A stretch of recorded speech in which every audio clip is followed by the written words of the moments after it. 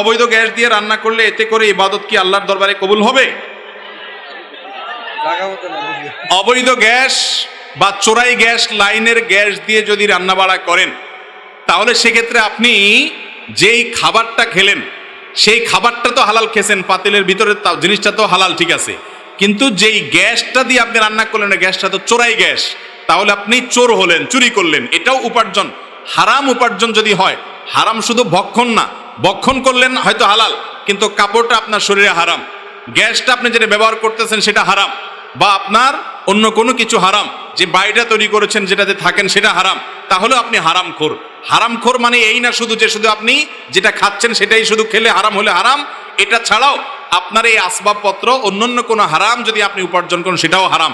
ওইগুলোর কারণে মানুষ হারামখোর হয়। অতএব যদি অবৈধ কোনো গ্যাস লাইন ব্যবহার করেন তাহলে সেক্ষেত্রে আপনি হারামখোর এবং হারাম খাচ্ছেন, আর হারাম খেলে তার দোয়া কবুল হয় না, ইবাদত বন্দেগী কবুল হয় না। এতক্ষণ আমরা রমজানের প্রস্তুতি নিয়ে অনেক কথা বলছি, অনেক ওয়াজ করছি, কোনো ওয়াজে কাজ হবে না যদি আপনি হারাম খান। ভাইরা আমার, অনেক লোক আছে আমাদের দেশে, অনেক মানুষ আছে যে এই কাজগুলাকে হারাম মনে করে না।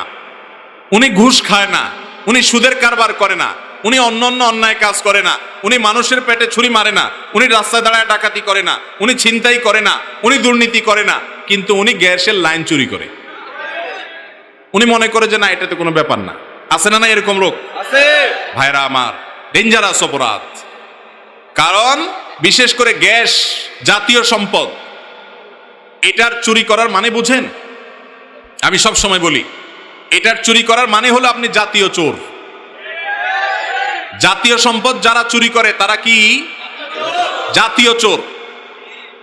একজনের টাকা চুরি করেছে, সে স্থানীয় চোর। বুঝতে পেরেছেন? একজন এলাকার একজনের টাকা চুরি করেছে, জিনিস চুরি করেছে, সে হলো স্থানীয় চোর। আরেকজন সরকারি চাকরি করে অথবা সরকারি চাকরির সুযোগ নেয় কিন্তু সরকারের গ্যাস চুরি করে।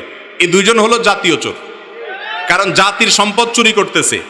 কিয়ামতের ময়দানে 18 কোটি মানুষ যারা এটার মালিক, তাদের সবার বিরুদ্ধে তাকে মামলায় লড়তে হবে। এত লোকজন বাদী হবে, সবার হক নষ্ট করেছে সে, কারণ এটার মালিকানা সবার, ঠিক না ভাই? ঠিক।